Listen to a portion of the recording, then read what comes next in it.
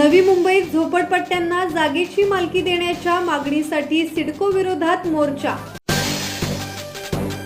नवी मुंबईत झोपडपट्टी धारक आणि तळवली गावातील चाळींमधील नागरिकांनी घर हक्क संघर्ष समितीच्या वतीने सिडको विरोधात धडक मोर्चा काढला आहे।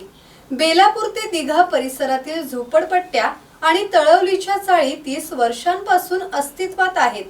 महाराष्ट्र शासनाच्या झोपडपट्टी सुधार आणि पुनर्वसन कायद्याअंतर्गत अधिकृतही आहेत। नवी मुंबईतील झोपडपट्ट्या आणि तळवलीतील नागरिकांनी सिडको विरोधात मोर्चा काढला होता।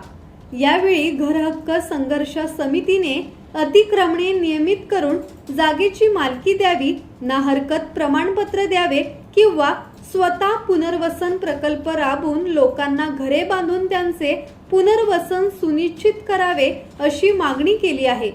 मोर्चात महिला आणि स्थानिक नागरिक मोठ्या संख्येने सहभागी झाले होते। सिडकोच्या जागेवर वसलेल्या झोपडपट्टी व बैठ्या तळ्यावरचा विषय आहे।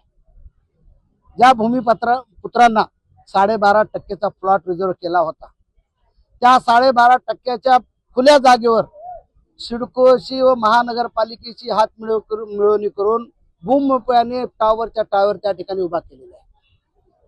आणि आता आमच्या या गोरगरीब झोपडीधारक 2002 पासून 2006 पासून 2008 पासून त्या ठिकाणी राहत आहात, त्यांच्याकडे घरपट्टी आहे, लाईट बिल आहे, अशा तोळ्या जमीनदोस्त हा सिडको करायला लागला।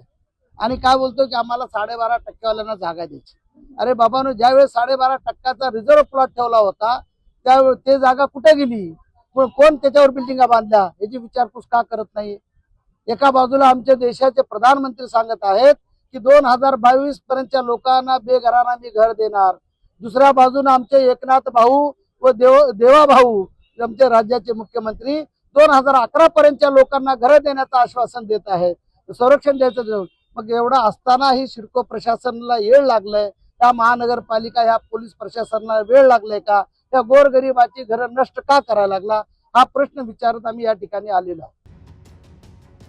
अमोल कांबळे, संवाद मराठी लाईव्ह, नवी मुंबई।